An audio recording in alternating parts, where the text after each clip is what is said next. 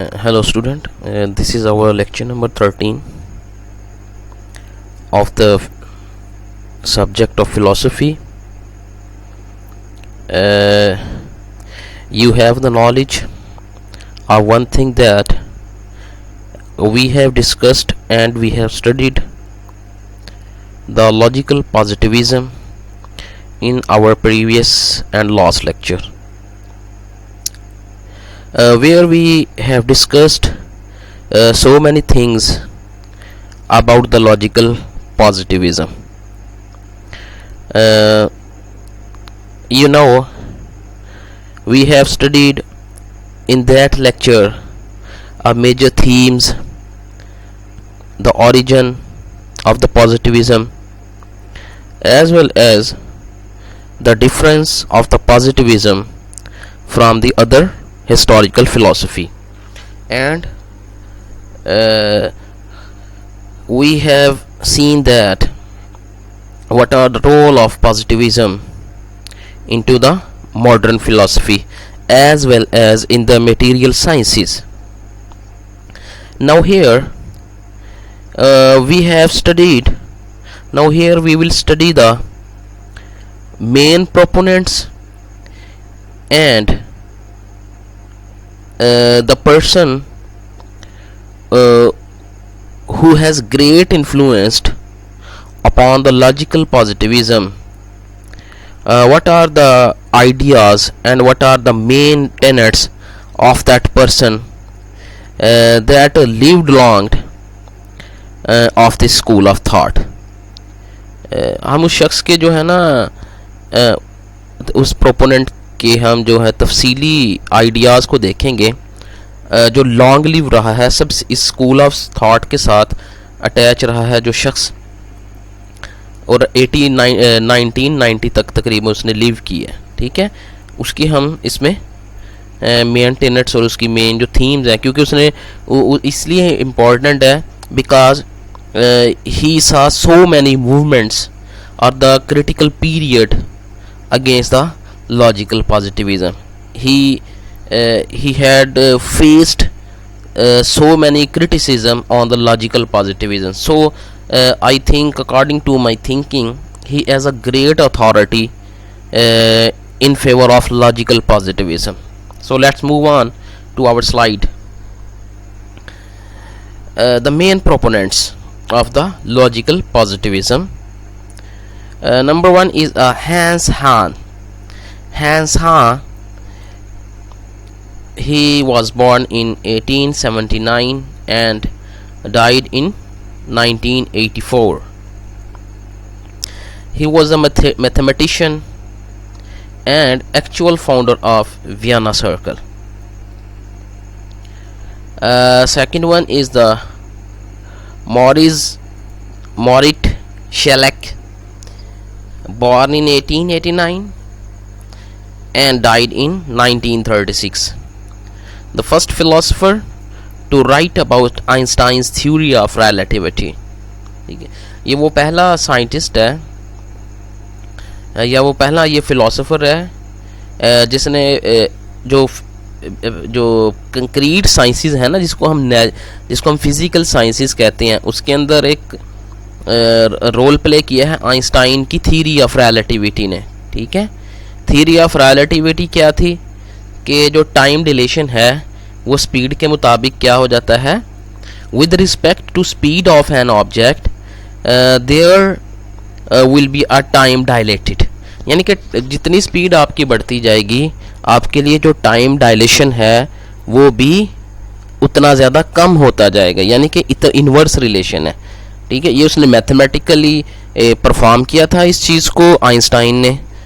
तो मॉरिट्स ने उसको क्या किया, उसकी फिलोसॉफिकल जो है थी वो इंटरप्रिटेशन की है. ठीक है, उस सारे मैथमेटिकल एक्सप्रेशन की. The third one is Otto Neurath. Otto Neurath was born in 1882 and died in 1945. He was the Austrian philosopher of science and sociologist. Worked on physicalism, anti-metaphysics, and the unity of science.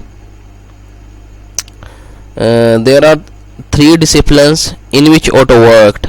Number one is physicalism. फिजिकलिज्म से मुराद क्या था कि जितनी भी के जो material चीज़ें हैं, ठीक है, इनकी उसने फंक्शनैलिटी पे काम किया है, इनकी प्रेजेंस और एग्जिस्टेंस पे काम किया है. एंटी मेटाफिज़िक्स, यानी कि इसने रिजेक्शन की है मेटाफिज़िक्स की, जो फिलॉसफी की एक जो मेन ब्रांच थी उसको इसने निगेट किया है. ठीक है जी. और यूनिटी ऑफ साइंस की इसने बात की है. उसने कहा क्योंकि साइंस के अंदर जो है वो यूनिटी है, उसकी वजह यह है कि पूरी की पूरी जो साइंटिफिक नॉलेज है वो ऑपरेट होता है थ्रू रीज़न. तो reason is a common factor, reason is the unite factor into the whole community, so that he worked on the unity of science. अच्छा, यहाँ पे एक चीज़ कंसीडर कीजिएगा. One thing you should keep into your mind regarding the logical positivism is that कि ये इतना important क्यों है लॉजिकल पॉजिटिविज़म.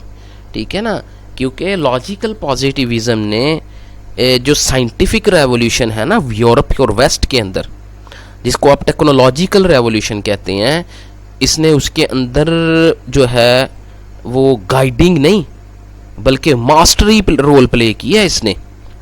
ठीक है, जितनी मटेरियल और टेक्नोलॉजिकल साइंसेस के अंदर अचीवमेंट हुई है ना, ठीक है, वो on the basis of this philosophy हुई है. ठीक है, तो इसका बहुत ज़्यादा रोल है यूरोप की हिस्ट्री के अंदर, वेस्टर्न हिस्ट्री में बहुत ज़्यादा रोल है इसका लॉजिकल पॉजिटिविज़म का. और आज तक जो है ये आपके यहाँ भी, हमारे यहाँ भी जितनी भी नेचुरल साइंसेस और फिज़िकल साइंसेस जो हमारे स्टूडेंट्स को पढ़ाई जा रही हैं एजुकेशंस के अंदर, ठीक है, it might be a biology, it might be a physics और अ केमिस्ट्री और a biochemistry and all of the sciences, ठीक है, that our students are studying into the schools, colleges as well as the into the higher educations. They all are the subjects are related to the logical positivism. ठीक है, and as well as the mathematics और जितनी भी सारी की सारी sciences की जो डिसिप्लिन्स है ना, वो वर्किंग ही लॉजिकल पॉजिटिविज़म पे कर रहे हैं. ठीक है, इसीलिए जो लॉजिकल पॉजिटिविज़म है उसको स्टडी करना, डीपली उसके बारे में इंफॉर्मेशन जो गेन करना, दैट इज़ वेरी इंपॉर्टेंट. ठीक है, और फिलॉसफी में इसका बहुत ज़्यादा एक प्रेस्टीज है लॉजिकल पॉजिटिविज़म वालों के पास. ठीक है, क्योंकि प्रैक्टिकल जो है ना कंट्रीब्यूशन इनका बहुत ज़्यादा रहा है वेस्टर्न टेक्नोलॉजिकल हिस्ट्री के regarding. So the second one, the fourth one is the A.J. Ayer. He is the person who lived about 79 years, and I think he was the last person that belonged to the logical positivism, and he faced so many resistance or the so many counter philosophies of the logical positivism और the about the logical A.J. Ayer ने जो अरसा गुजारा है ना, ठीक है, इसने बड़ी जो पोस्ट पॉजिटिविज़म है ये एंटी लॉजिकल पॉजिटिविस्ट वाले लोग थे. और इसके अलावा भी बहुत सारी जो कंटेम्प्रेरी मूवमेंट्स थी ना फिलॉसफी की, वो इसने फेस की है. ठीक है, इसलिए इसकी जो एक ओपिनियन है लॉजिकल पॉजिटिविज़म के बारे में, वो एक समझ लें कि एक बड़ी एक एब्सोल्यूट ओपिनियन है लॉजिकल पॉजिटिविज़म के रिगार्डिंग. इसलिए हम इसकी जो है यहाँ पे एक्सप्लेनेशंस उसकी देखेंगे कि A.J. आयर ने जो अपनी जो कॉन्ट्रीब्यूशंस हैं लॉजिकल पॉजिटिविज़म की फेवर में वो किस तरह से परफॉर्म की हैं. He was the English philosopher. His book language, truth and logic was a bestseller after World War II and represented to many English speakers. ठीक है, इंग्लिश फिलोसफर था ये. इसकी किताब थी एक लैंग्वेज, ट्रुथ एंड लॉजिक. ये बड़ी एक फेमस बुक है इसकी, और ये बेस्ट सेलर का इसने अवार्ड गेन किया था वर्ल्ड वार 2 के बाद. ठीक है, और this is the only book this is the only book which introduced the logical positivism into the English community. ठीक है, इंग्लिश कम्युनिटी के अंदर यही वो किताब थी जिसने जो है वो लॉजिकल पॉजिटिविज्म को इंट्रोड्यूस करवाया है बरतानिया के अंदर। ठीक है जी, अब देखते हैं कि इसमें हमने जो क्रक्स है ना इस बुक के, मैं वो असल में बेसिकली मैं उससे आपको फेमिलियर करवाना चाह रहा हूँ, क्योंकि इस बुक ने बड़ा एक, ये बुक जो है ये Bible of the logical positivism जो कंसीडर की जाती है, इसलिए इससे फेमिलियराइज होना बहुत ज़्यादा इंपॉर्टेंट और कंपलसरी है हम लोगों के लिए एज अ फिलोसफी स्टूडेंट्स के। ठीक है, language causes many illusions, this is the basic Tenet of this book. कि वो कहते हैं कि लैंग्वेज जो है वो बहुत सारे इल्यूजन्स का सबब है। ठीक है, वो कहते लैंग्वेज जो है ही इज अनएबल टू इलेबोरेट और to explain in an accurate manner of a matter और an event that is happening in to the universe. कहता है ये किसी भी जुबान जो बयान है ना किसी भी वाक़े का, ठीक है, एक तो होता है ना वाक़या इवेंट और हैपनिंग जिसको हम कहते हैं, और सेकंड वन इसका है डिस्क्रिप्शन या लैंग्वेज ऑफ दैट हैपनिंग और द इवेंट, एक उस वाक़े का बयान है। ठीक है, वो कहता है जो ज़ुबान है ना, ज़ुबान के अंदर इस इतनी अहलियत ही नहीं है कि वो इवेंट को एक्यूरेटली बयान कर सके। ठीक है, तो बोले जाने वाली जो ज़ुबान है ना, इंसान की जो बयान की जो ताकत है उसकी इतनी एबिलिटी नहीं है वो चीज़ों को एक्यूरेटली बयान कर सके। इसलिए वजह क्या होती है कि ज़ुबान की नैरोनेस, उसकी कंजस्टेडनेस और उसकी जो नैरोइंग है, उसकी जो रिस्ट्रिक्शन है, वो बहुत सारी इल्यूजन्स को काज करती है, इल्यूजन्स को प्रमोट करती है। इंसान जो है उसका जो कॉन्शियसनेस है वो अंडरस्टैंडेबल नहीं कर पाता उन चीज़ों को ना। सो व्हेन वी एनालाइज, अब ये कह रहा है कि क्यों, इसकी दलील ये है कि जब हम एनालाइज करते हैं उन इल्यूजन्स को, सम आर लिटरली नॉनसेंस, उनमें से कुछ ऐसे होते हैं जो वाक़यातन जो है ना लिटरली, ठीक है, कोई लफ्ज़न ही वो बड़े नॉनसेंस किस्म के होते हैं वो इल्यूजन्स जो हैं। नीदर ट्रू नॉर फॉल्स, कहता है ना ही तो वो ट्रू होते हैं ना ही वो फॉल्स होते हैं, बट क्या होते हैं, ग्रामेटिकली ट्रिकी होते हैं वो, लेकिन वो क्या होते हैं, ग्रामेटिकली ट्रिकी होते हैं। इसकी एग्जांपल्स आएंगी आगे। ठीक है ना। अच्छा, ट्रूथनेस और फॉल्सनेस का जो क्राइटेरिया वो देखते हैं हम आगे क्या है। Sentence to be literally significant and meaningful, कहता है कोई भी जो जुमला है वो अहमियत का हामिल है लिटरली, और उसका जो माना भी है कोई, यानी कि किसी भी जुमले की अहमियत और उसका जो बामानी होना उस वक्त तसव्वुर किया जाएगा if it must confirm to certain criteria, अगर ये क्या करे, एक सर्टेन क्राइटेरिया को कंफर्म करना ज़रूरी है। ठीक है, एक क्राइटेरिया को फुलफिल करना ज़रूरी है, हम उसी वक्त ही कह सकेंगे कि ये जो जुमला है या ये जो सेंटेंस है ये मीनिंगफुल है या सिग्निफिकेंट है। वो क्राइटेरिया क्या है, that is the criterion of verifiability, ये जो क्राइटेरिया है वो वेरीफाइबिलिटी का। ठीक है, अच्छा याद रखिएगा, ट्रूथनेस और फॉल्सनेस जो है ना किसी भी सेंटेंस की, देखें अगर किसी एक जुमले का, ये फॉल्सनेस का मतलब ये नहीं है कि दैट इज़ द मीनिंगलेस, ना ना ना ना, इधर एक चीज़ याद रखनी है कि ट्रूथनेस तो होगी ही मीनिंगफुल ना, और फॉल्सनेस भी मीनिंगफुल है यहाँ पर, क्योंकि देखें एक चीज़ अंडरस्टैंडेबल हुई है ना एक सेंटेंस के अकॉर्डिंगली, कि वो उसकी फॉल्सनेस जो है वो थ्रू एनालिसिस हमने गेन कर लिया कि ये जुमला गलत है। किसी भी जुमले का सही होना या किसी भी जुमले का गलत होना, ठीक है, ये उसके मीनिंगफुल होने की रिप्रेजेंट करेगा।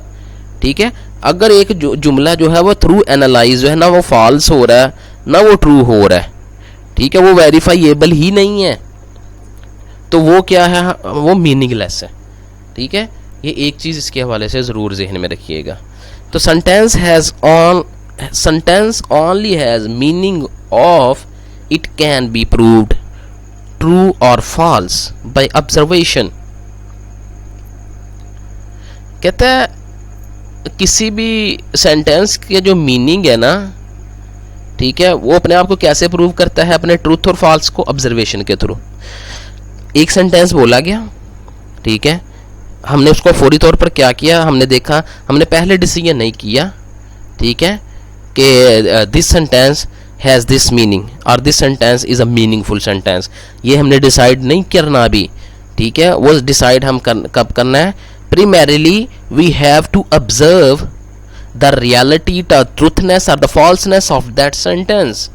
उस सेंटेंस की जो ट्रूनेस है, ट्रूथनेस है और उसकी फॉल्सिटी जो है वो हमने थ्रू ऑब्जर्वेशन पहले देखनी है। उसके बाद हम डिसीजन लेंगे कि this sentence is a meaningful और अ मीनिंगलेस सेंटेंस, ठीक है जी। तो ये उसकी प्रूव करेगी ऑब्जर्वेशन, उसकी फॉल्स और ट्रू को। फॉर एग्जाम्पल देखते हैं सेंटेंस क्या है। There are mountains on the farther side of moon. एक सेंटेंस बोला किसी ने कि चांद की दूसरी तरफ, बहुत दूर, जो चांद की दूसरी साइड है, ठीक है, वहाँ पर माउंटेन्स है। एक जुमला आपके सामने ये आ गया। कोई शख्स ये जुमला बोलता है कि जो चांद की जो दूसरी साइड है ना, बहुत दूर वाली जो साइड है, जहाँ तक अप्रोच करना इंसान के लिए आसान नहीं है, वहाँ पे माउंटेन जो है ना मौजूद है, ठीक है जी। अब ये सेंटेंस किस तरह है, इसको एनालाइज करते हैं, इसका एनालिसिस करते हैं, हम देखते हैं ये क्या कहते हैं। This above sentence was not observed और वेरीफाइड। जी, ये बात ठीक है।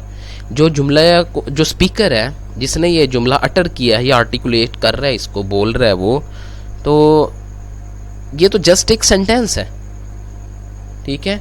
अब इस बात को उसने ना तो ऑब्जर्व किया है, ना ये बात वेरीफाइड है अभी। क्यों? क्योंकि दूसरी साइड जो चांद की है उधर तक कोई पहुंचा ही नहीं है। प्रैक्टिकली इसकी एग्जाम्पल जो है वो हमारे पास अवेलेबल नहीं है। जो इस जुमला यूज़ कर रहा है जो इंसान या जो शख्स जो है, वो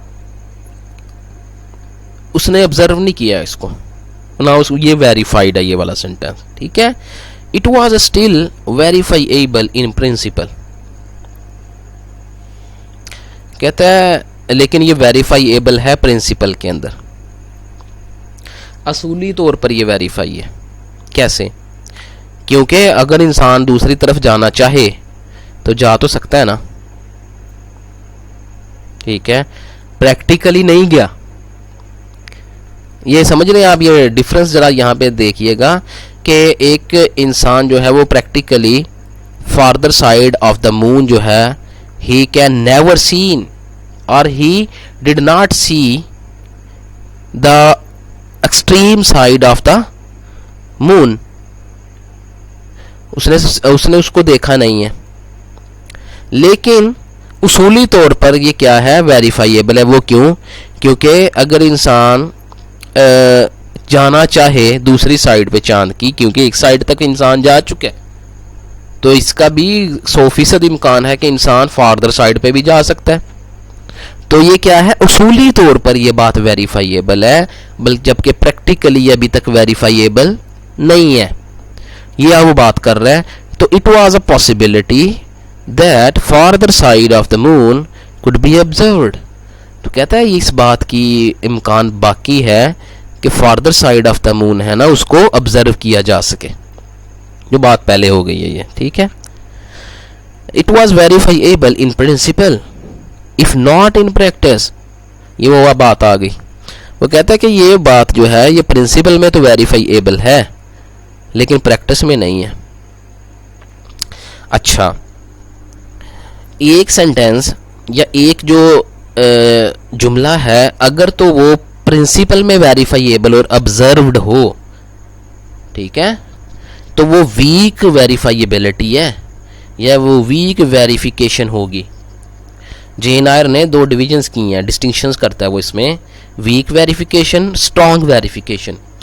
एक सेंटेंस वो प्रिंसिपल में तो ऑब्जर्वेबल है या वो वेरीफाइड है, जबकि प्रैक्टिस में वो वेरीफाइड नहीं है, जैसे कि ये वाला सेंटेंस, ठीक है। तो ये क्या हुआ, ये वीक वेरिफिकेशन हुई। तो स्ट्रांग वेरिफिकेशन कौन सी होगी? वो वाला सेंटेंस जो प्रिंसिपल के साथ साथ अपनी प्रैक्टिकल में भी वो वेरीफाइड हो, ऑब्जर्व्ड हो। ठीक है जी, तो वो क्या होगी? वो स्ट्रांग वेरिफिकेशन होगी। ठीक है, अब यहाँ पे क्वेश्चन ये होता है कि कोई ऐसे भी सेंटेंस हैं जो ना प्रिंसिपल में वेरीफाइएबल हैं और ना प्रैक्टिस में वेरीफाइएबल हैं जी। इसलिए हम कह रहे हैं कि जो मीनिंगलेस है और मीनिंग फुल होना सेंटेंस का, वो ऑब्जर्वेशन के थ्रू होगा, उसके एनालिसिस के थ्रू होगा। ये हम यहाँ पे अब सेंटेंस वो लेके आ रहे हैं जिनकी वो बात करते हैं। ठीक है, for example, God works in mysterious veg.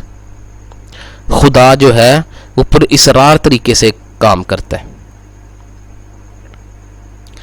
अब ये वाला एक जुमला जो शख्स बोलता है, तो इसके बारे में अगर हम इसका एनालिसिस करें इस सेंटेंस का, ठीक है, देखें यहाँ बात रियलिटी की नहीं हो रही। ठीक है, आप समझते क्या हैं?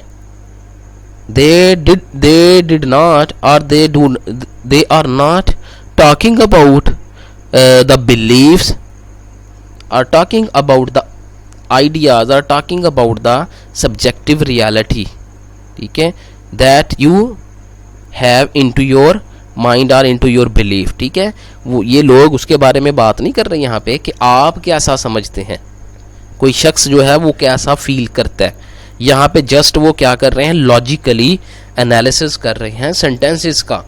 तो God works in mysterious ways, ये जस्ट एक सेंटेंस के तौर पर इसको एनालाइज करें तो क्या हमें चीज़ पता चलती है? It was not verifiable even in principle.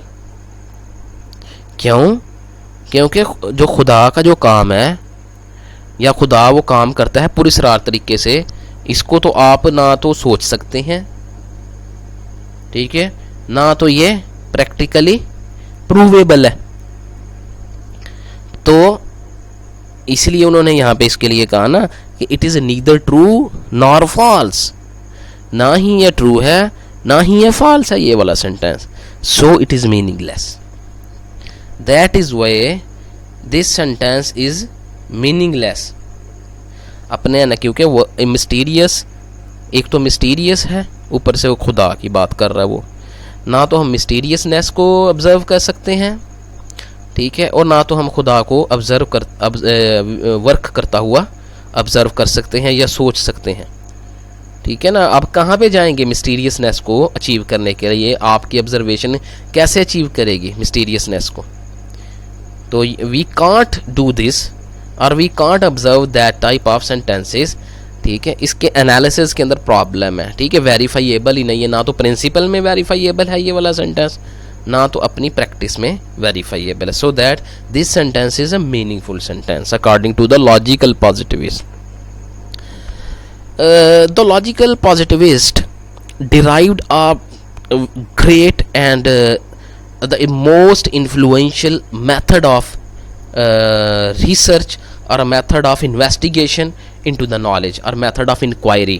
ठीक है, लॉजिकल पॉजिटिविस्ट ने एक इंक्वायरी का मेथड जो है वो डिराइव किया, ठीक है, उसको फार्मूलेट किया है, और ये बड़ा इंपॉर्टेंट मेथड समझा जाता है। सारी की सारी साइंटिफिक अचीवमेंट्स वो इस मेथड पे बेस करती हैं। जितनी भी अचीवमेंट्स की हैं साइंस ने आज तक, वो सारी बेस करती हैं ये वाले मेथड के ऊपर। तो ये बड़ा प्रोमिनेंट मेथड है, बड़ा रिनाउंड है, और इसको सोशल, यहाँ तक कि फिजिकल साइंसेस नहीं बल्कि सोशल साइंसेस की स्टडी में भी इस मेथड को यूज़ किया जा रहा है। ठीक है जी, इवन दो कि आज भी, ठीक है, हमारी जो यूनिवर्सिटीज़ के पूरी दुनिया के अंदर ये मेथड जो है वो आज प्रैक्टिकल फॉर्म में अपने रिजल्ट्स पैदा कर रहे हैं। ठीक है, वो चाहे ह्यूमैनिटीज़ की स्टडी है, वो चाहे जो है वो फिज़िकल साइंसेस की स्टडी है या नेचुरल साइंसेस की स्टडी है। ठीक है जी, तो देखते हैं कि इसके लॉजिकल पॉजिटिविस्ट के अकॉर्डिंगली साइंटिफिक प्रोसेस है क्या बेसिकली, कि which of the knowledge proved to be a scientific और which of the knowledge to which we can tell them we can call it a scientific knowledge. It has the different steps. Number one is the observation. सबसे पहला जो है काम वो आपका मुशाहदा है, observation. Observation में आप करते क्या है, आपने डाटा गैदरिंग करना है, डाटा को इकट्ठा करते हैं आप, ठीक है जी, फैक्ट को फाइंडिंग करते हुए। डाटा को गैदर किया आपने फैक्ट को फाइंड करते हुए। फॉर एग्जाम्पल आपने कहा जी कि जो एक चिड़िया जो है ना वो परिंदा है, ठीक है। अच्छा जी, चिड़िया जो है आपने देखा जी वो उड़ती है जी। अच्छा, आपने एक चिड़िया देखी, आपने दूसरी चिड़िया देखी, आपने तीसरी चिड़िया देखी, ठीक है। आपने 100 से भी ज़्यादा स्पैरोज जो है उनको ऑब्जर्व किया, तो सबके अंदर आपने फैक्ट फाइंडिंग क्या पाया, ठीक है। They have the feathers and fly in the air, वो जो है वो पर रखती हैं और वो उड़ती हैं। ये आपकी ऑब्जर्वेशन, आपने डाटा गैदर कर लिया कि 100 से ज़्यादा चिड़ियाँ मैंने देखी हैं जी, ठीक है। सेकंड जो स्टेप है वो है जर्नलाइजेशन। जर्नलाइजेशन में क्या करते हैं आप लॉज जो है ना वो फार्मूलेट करते हैं। ये इंडक्शन है, आपने कहा अच्छा चिड़िया उड़ती है, क्यों उड़ती है, वो पर रखती है। आपने कहा हर वो चीज़ जो पर रखती है वो उड़ेगी। ये जर्नलाइज कर दिया आपने एक को, ठीक है। हर वो चीज़ जो पर रखती है वो उड़ती है, ये फार्मूलेट किया आपने एक लॉ, आपने जर्नलाइज कर दिया। चिड़िया को उठा के आपने उसकी प्रॉपर्टीज़ को सेपरेट करके हर उस जानवर पर अप्लाई कर दिया, उसको जर्नलाइज करते हुए, जो पर रखता है और उड़ता है। ये जर्नलाइजेशन हो गई, ठीक है, क्योंकि sparrow is a type of bird, ठीक है। We know that in our universe we have many types of birds on the world या इन द वर्ल्ड, ठीक है। तो जब हम देखते हैं हम इसको जनरलाइज कर देते हैं। The third step is the verification जी। वेरिफिकेशन क्या हुई जी, finding, searching for new facts, ठीक है जी।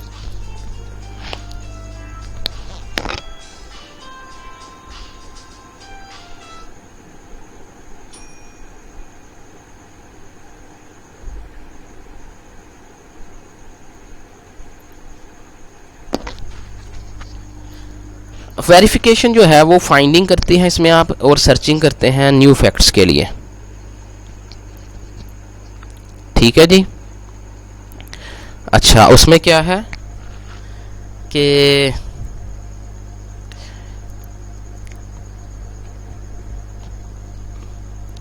एक फैक्ट आपने फाइंड किया ना, अब आपने न्यू फैक्ट क्या फाइंड करना है। आपने जब ये बात की कि एक जो हर वो चीज़ जो पर रखती है वो उड़ती है, ठीक है। तो अब आपने इसको अप्लाई किया, आपने एक न्यू फैक्ट फाइंड किया। जब आपके सामने एक ऑब्जर्वेशन किया आपने, आपके सामने एक हैन आई, मुर्गी आई, ठीक है। तो आपने देखा कि वो भी तो पर रखती है लेकिन वो उड़ती नहीं है।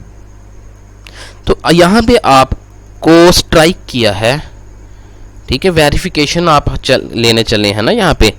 तो इसका मतलब ये है कि आपने न्यू फैक्ट को फाइंड किया कि भाई ये भी ज़रूरी नहीं है कि जो मैंने अपना एक जर्नलाइज किया था जिस चीज़ को, उसकी वेरिफिकेशन नहीं हो पाई। हर वो चीज़ जो पर रखती है उड़ती है, लेकिन यहाँ पे इसके बिल्कुल ऑपोजिट है।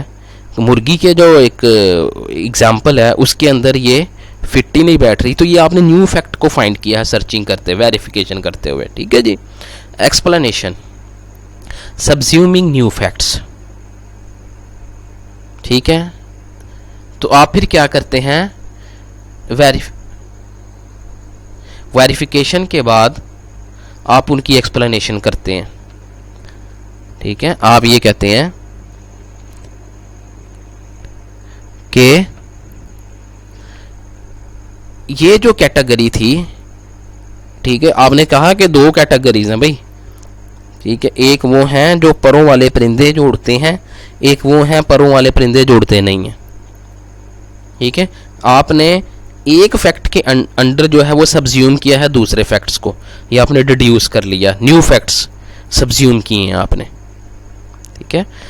these are all the steps that are involved into the scientific process, ठीक है। when any knowledge or any information passes through these all types of steps, after passing these steps, that information becomes the scientific knowledge। ये सारी की सारी information किस में transform हो जाती है? साइंटिफिक नॉलेज के अंदर। There are some criticism on the logical positivism, let we see it. Number 1 is the observations can not be separated from value.